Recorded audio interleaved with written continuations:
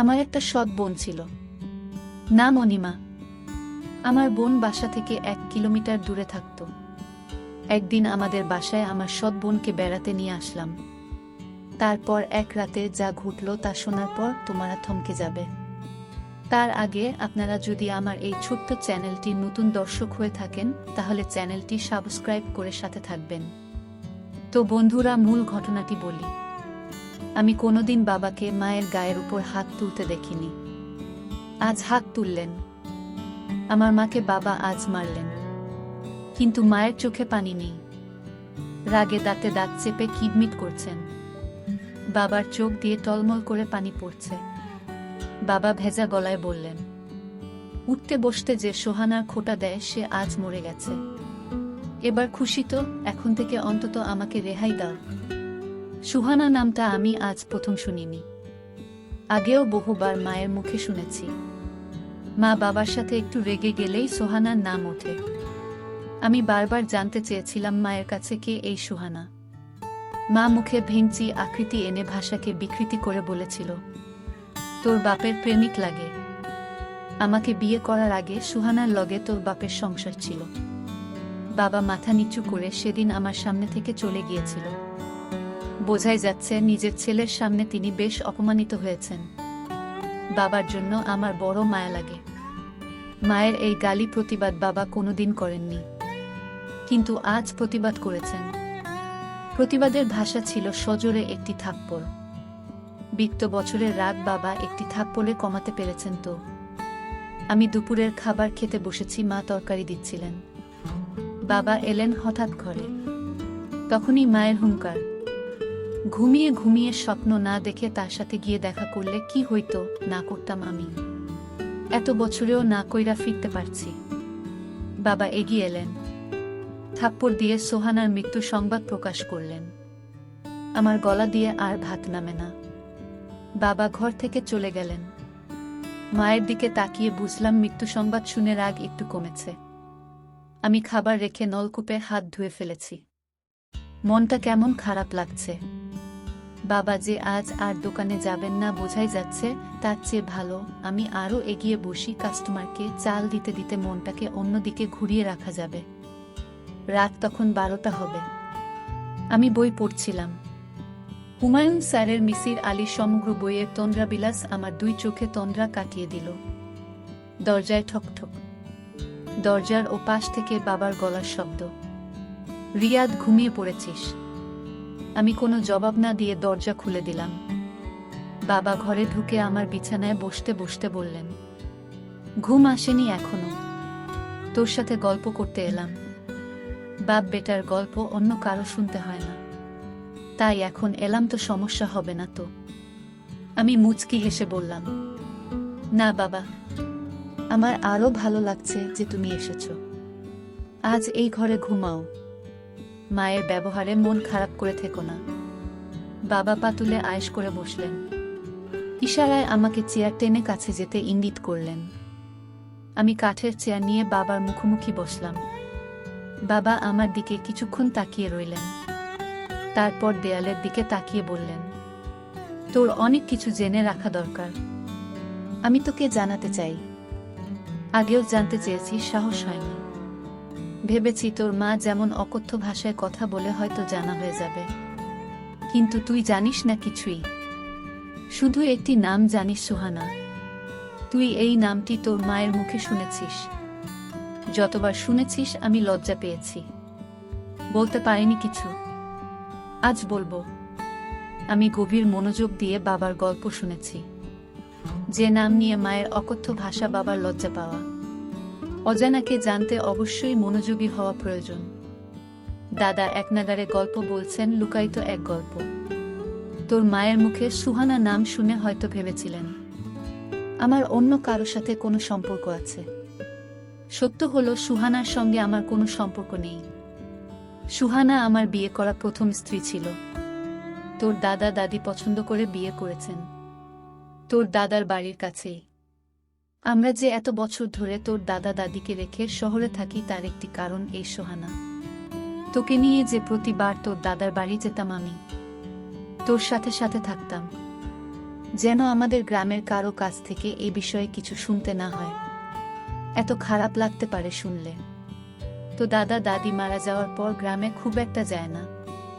তোর মা সব জানে, তবু তোকে বলেনি যে আমি আগেও একটি বিয়ে করেছিলাম। আমার আর সুহানার একটি সন্তানও আছে, নাম অনিমা। তোর সৎ বোন অনিমা। তোর মা আমার দ্বিতীয় স্ত্রী। সে যাই হোক, সুহানার সাথে বৈবাহিক সম্পর্ক শেষ হওয়ার পর সে পরবর্তীতে আবার বিয়ে করে এক স্কুল মাস্টারকে। তোর দাদার বাড়ি থেকে কয়েকটা গ্রাম পরে 8 বছর সংসার করলেও আর কোনো সন্তানাদি হয়নি। স্কুল মাস্টার মারা গেলেন আলসার হয়ে। আমি সব খোঁজই রাখতাম। রাখার কারণ অনিমা আমার মেয়ে। আমি তাকে আমার কাছে রাখতে পারিনি। মাস্টার মারা যাওয়ার পর সেই সংসারে টানাটানি অবস্থা। আল্লাহ আমাকে যথেষ্ট দিয়েছেন, কয়েকটা সংসার চালানোর তৌফিক দিয়েছেন। আমি প্রতি মাসেই যাই সেই এলাকায়। কাউকে দিয়ে খবর পাঠালে অনিমা আসে। বাবা বলে এসে জড়িয়ে ধরে। কত বায়না তার। আমি আসার পথে পুরো মাসের খরচ দিয়ে আসি অনিমের হাতে। তোর মা এসব জানে। আমি গোপন করি না তোর মায়ের কাছে। আমি অনিমা জন্মদাতা। সে আমার কাছে মেয়ে হিসেবে পাও না। আমি তাদের বলি, আমি অনিময় মায়ের সাথে দেখা করি না। দেখা করাটা বেমানান, লোকে মন্দ বলবে। তাই লোক মারফত অনিমাকে ডেকে আনে। আর এখন তো সরকারি কলেজে অনার্স শেষ করবে এই বছর। এখন তো কলেজে গেলেই মেয়ের সাথে দেখা করতে পারি।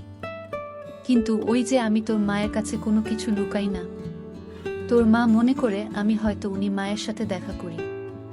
এজন্যই রাগের মাথায় 2-4টা কথা শোনায়। এতে আমার খারাপ লাগে না। শুনতে শুনতে অভ্যেস হয়ে গেছে। কিন্তু তুই বাবা, একটা মিনিট। আমি বাবাকে থামিয়ে প্রশ্ন করলাম, এত বড় জীবন ঘটিত বিষয়টা মায়ের কাছেও লুকিয়ে রাখো না। তাহলে আমি শুনলে কি সমস্যা বাবা? বাবা উত্তরে বললেন, আসলে আমি চেয়েছিলাম তুই বড় হলে সব বলব। তোর মানসিক বেড়ে ওঠাতে মস্তিষ্কে কোনো প্রভাব পড়ুক সেটা চাইতাম না। কিন্তু ভুলে গিয়েছিলাম যথেষ্ট বড় হয়েছিস। অনিমা শুনেও কষ্ট পেয়েছে। ও হ্যাঁ, অনিমা কয়েকবার বলেছিল তোকে সব জানাতে, আমি সাহস পাইনি। তবে বিশ্বাস কর, ওর মায়ের সাথে আমি দেখা করতাম না কখনো। কিন্তু আজ মৃত্যু সংবাদ শুনে না গিয়ে থাকতে পারিনি। তার উপর তোর মায়ের এমন কথাটুকু সহ্য হয়নি। তাই আমার কোনো ভাই বোন নেই এমন একটি আক্ষেপ ছিল সবসময়। আজ বাবার মুখে শুনলাম আমার একটি বোনও আছে। আমার বড় আপু, নাম অনিমা। কোনোদিন দেখিনি। বাবা দেয়ালের দিকে তাকিয়ে আছেন, চোখ দুইটা চলছে। সুহানা নামের মানুষটির জন্য বাবার চোখে পানি থাকাটা স্বাভাবিক। আমি বাবাকে প্রশ্ন করলাম, তুমি তাকে ছেড়ে দিয়েছিলে কেন বাবা? বাবা দেওয়াল থেকে দৃষ্টি আমার দিকে দিলেন, একটা দীর্ঘশ্বাস ছেড়ে বললেন, যে মানুষটা দুনিয়া ছেড়ে চলে গেছে তার সম্পর্কে কিছু না বলাই উত্তম। এতটুকু জেনে থাক আমাদের মনের মিল ছিল না। তবে বুঝতে একটু দেরি হওয়াতে 4 বছর সংসার টিকেছিল। পরে আর টিকে নেই। সে অনিমাকে নিয়ে গেছে। আমার কাছে কোনোভাবেই রাখতে পারিনি। জোর করলে হয়তো পারতাম। আইনে গেলে অনিমাকে রাখতে পারতাম। থানা পুলিশ করে কোর্টে গিয়ে এত সব করতে ইচ্ছে হয়নি। আমি কিছু বলতে যাব তার আগেই বাবা কিভাবে যেন প্রসঙ্গ পাল্টে ফেললেন। আমাকে উদ্দেশ্য করে বললেন, মেঘনা দিয়ে এক ট্রলার ভর্তি ধান আসার কথা। মুন্সিগঞ্জ বাজারে পরিচিত পাইকারদের থেকে কিনেছি। সন্ধ্যায় আসার কথা। রাত 9টা অবধি বসেছিলাম, আসেনি। দোকানের ওদের কাছে নাম্বার আছে। সকালে আরও এগিয়ে একটু খোঁজ করিস তো। আসলে রসিদ দেবে, টাকা দিয়ে দিস। কথাটুকু বলে বাবা উঠলেন। উঠে সাথে সাথে চলে গেলেন না। একটু দাঁড়িয়ে থেকে আবার বললেন, রাত 1টা বেজে যাচ্ছে। জেগে থাকিস না, ঘুমিয়ে পড়ো। সকালে দোকানে যাবি। বাবা ঘর থেকে বেরিয়ে গেলেন। আমি চেয়ার আগের জায়গা নিয়ে এলাম। আজ আর তোমরা বিলাস পরে শেষ করা হবে না। বিছানায় গা এলিয়ে দিলাম। ঠিক 1 সপ্তাহ পরে বাবা হঠাৎ মারা গেলেন। আমি দোকানে ছিলাম। খবর পেয়ে ছুটে এসেছি বাড়িতে। বাড়ি ভর্তি মানুষ। কেউ মারা গেলে পরিচিত সবাই শেষ দেখা দেখতে আসে। মা বিলাপ করে কান্না করছেন। মায়ের মুখে শুনতে পেলাম, সকালে শুধু বলেছিলেন বুকটা ব্যথা করে, না ভেবেছেন খাওয়ার পর হয়তো এমনিতেই ব্যথা করছে। তাছাড়া ব্যথা তো ওটা বেশিও না। কিছু না বলে বাবা দুনিয়া ছেড়ে চলে গেলেন। আমার মাথার উপর বট গাছের ছায়া ছিলেন। নিজেকে খুব অসহায় লাগছে। এত বড় পৃথিবীতে নিজেকে একা লাগছে। আমার দুই চোখ বেয়ে অঝরে পানি পড়ছে। সান্ত্বনা দিতে এগিয়ে এলেন এলাকার কয়েকজন। মানুষের সামনে কান্না করাটা অন্য সময় হলে লজ্জাকর পরিস্থিতি হতো, কিন্তু এখন লজ্জা লাগছে না, শুধু পানি পড়ছে। এক এক করে সব আত্মীয় স্বজন এলো। শেষ বিদায়ের আয়োজন চলছে। কবর খুঁড়তে লোক গেছে কবরস্থানে। এ যেন এক অনুষ্ঠান চলছে, শেষ বিদায়ের অনুষ্ঠান। বাবা মারা যাওয়ার মাস পেরিয়ে যাচ্ছে। আমি আটতে বসে আছি। বাবার অবর্তমানে দায়িত্ব বেড়ে গেছে। হঠাৎ আমার অবচেতন মনে খানিকটা ধাক্কা লাগলো, অনিমা আমার একটা মাত্র বোন। তাকে তো খবর দেওয়া হয়নি। আমার কাছে তো ফোন নাম্বারও নেই। বাড়ি ও চিনি না, কোনো গ্রামে থাকে। বাবাকে শেষ দেখা হয়নি তার। এটা তো তার প্রতি মস্ত বড় অন্যায় হয়েছে। মায়ের কাছে কি তাদের বাড়ির ঠিকানা আছে? না, মাকে কিছু বলা যাবে না। দাদার বাড়ির কেউ কি জানে? ভাবতে ভাবতে হঠাৎ মনে পড়ল, বাবা বলেছিলেন অনিমা আপু ঢাকা সরকারি কলেজ থেকে অনার্স শেষ করবেন এই বছরে। আমি বসা থেকে উঠে দাঁড়ালাম। একটা বন্ধু ভুল হয়ে গেল। আপুকে বাবার মৃত্যু সংবাদ জানানো দরকার ছিল। ঢাকা সরকারি কলেজের দক্ষিণ দিকে অনার্স ভবন। আমার পরিচিত কেউ নেই এখানে। অনার্স ভবনের সামনে অনেকেই আছে। আমি এগিয়ে গেলাম। সবাই বয়সে আমার বড়। একসাথে ৩২ জন কথা বলছে দাঁড়িয়ে। আমি গিয়ে সালাম দিলাম। জানতে চাইলাম অনার্স শেষ বর্ষের অনিমা নামের কাউকে চিনে কিনা। সাথে সাথে একজন ডান দিকে তাকিয়ে একটু গলা উঁচিয়ে বলল, এই অনিমা তোকে কেউ খুঁজতে আসছে। আমার চোখ দুইটা যেন অপেক্ষা সইছে না। কেউ একজন এগিয়ে আসছে। আমার বয়সে বড় হতে পারে। তার বয়স আনুমানিক ৩০। দেখতে খুবই সুন্দর।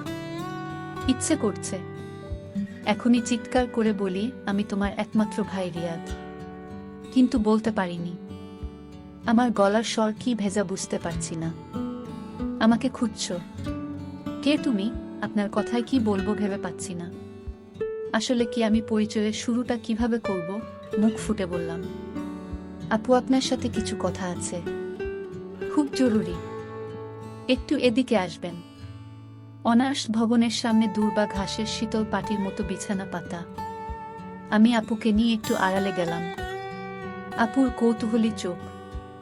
হঠাৎ বললাম, আমি দুপুর থেকে এসেছি। আমার নাম রিয়াদ। কথাটুকু বলে আপুর দিকে তাকালাম। আপু নির্বাক, চোখের পলক পড়ছে না। চোখ দুইটা ভিজে উঠল আমার সামনে। আর একটু এগিয়ে এসে আপু বলল, তোমাকে দেখার ইচ্ছে ছোটবেলা থেকে। আমার একটা ভাই আছে, আর তাকে আমি কখনো দেখিনি। এই কষ্টটা আমার অনেক বছরের। কত বড় হয়ে গেছো তুমি। আমার দৃষ্টি নিচের দিকে। ইচ্ছে করছে নিজের চোখের সাথে যুদ্ধ ঘোষণা করি। আমার চোখ থেকে এখন যেন কোনো পানি না পড়ে। আমি চেষ্টা করে যাচ্ছি আটকাতে, আর পারলাম কই। এরই মধ্যে আপু আবার বলল, বাবা মারা যাওয়ার দিন গিয়েছিলাম তোমাদের বাড়িতে, আর আওলাদ নামের কেউ একজন ফোন করেছিল। তোমাদের বাড়ির ঠিকানা নিয়ে গিয়েছিলাম। ২০ মিনিটের মতো ছিলাম। সবাই কান্না করছে। মানুষের ভিড়ে আমিও বাবার মুখখানি শেষবারের মতো দেখে নিয়েছি। দেখে কান্নাও করেছি। কিন্তু কেউ জানে না আমি কে। তোমাকে খুঁজেছি, জিজ্ঞেস করিনি কারো কাছে। বাবার কাছে শুনেছিলাম তোমার নাম। কেউ একজন বলছে রিয়াদ কাপড় কিনতে গেছে। আমি আর সেখানে থাকিনি, চলে এসেছি। মাথা তুলে তাকাতে খুব ইচ্ছে করছে, কিন্তু চোখের পানি লুকাতে পারবো না। আপু আমার চোখের পানি মুছে দিচ্ছেন। বড় বোনের বুঝি এত মমতা থাকে, এত দাম থাকে? আপু আমার চোখের পানি মুছে দিয়ে বললেন, তুমি ছোট হলেও এখন তোমার দায়িত্ব অনেক। মায়ের দিকে খেয়াল রেখো। আমি বাড়ি থেকে আসার সময় 20,000 টাকা নিয়ে এসেছি। পকেটে হাত দিয়ে টাকাটা বের করে আপুর হাতে দিয়ে বললাম, আমি এখন আর ছোট নেই আপু, অনেক বড় হয়েছি। মায়ের খেয়াল যেমন রাখতে পারবো তেমনি আপুর জন্য এই ভাইটি আছে। আপু একটু চমকালেন বোধ হয়। তারপর টাকাটা আমার হাতে দিয়ে বললেন, আমি তোমার চেয়েও বড়, এখন আমার টাকা লাগবে না। মামার বাড়িতে থাকি এখন। আমি টাকা ফেরত না নিয়ে বললাম, টাকা নিতেই হবে আপু, সব দায়িত্ব এখন থেকে তার ভাইয়ের। বাবা শুধু আমার একার নয়, তোমার বাবা। তোমার অধিকার আছে, আমাকে শুধু আপু ডাকতে দিও, বঞ্চিত করো না। অনার্স ভবনের সাক্ষী হচ্ছে 2 ভাই বোনের চোখ থেকে গড়িয়ে পড়া পানি। সামনে এগোচ্ছি, আর থেকে যেতে হবে, আরব থেকে বাড়িতে না, কয়েকদিন ধরে মনোহরা থাকে।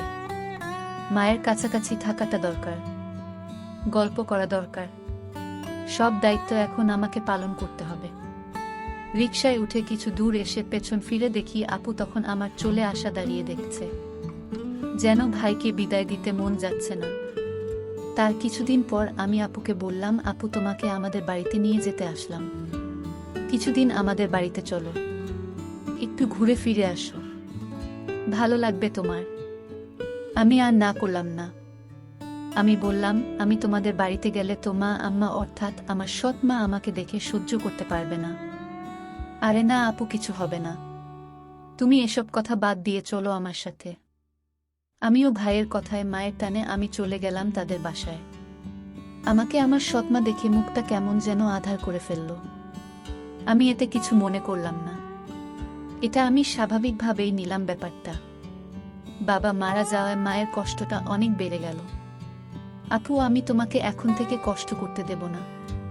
যা প্রয়োজন তুমি আমার কাছে চাইবে আমি দিব, কারণ আমার একটা মমতাময়ী বোন আছে। আমি তা জানতাম না।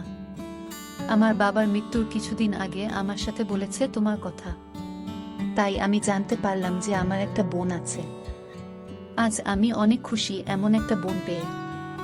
আমার মা আমার সাথে বলতো তোর কোনো ভাই বোন নেই, কিন্তু বাবা আমাকে মৃত্যুর আগে বলে গেল বাবা এতটা দায়িত্বশীল ছিল যে আমাকে কোনদিন কষ্ট কি জিনিস বুঝতে দেয়নি। যেন আপু আমার মা আমার বাবাকে প্রতিদিন কত কথা বলতো।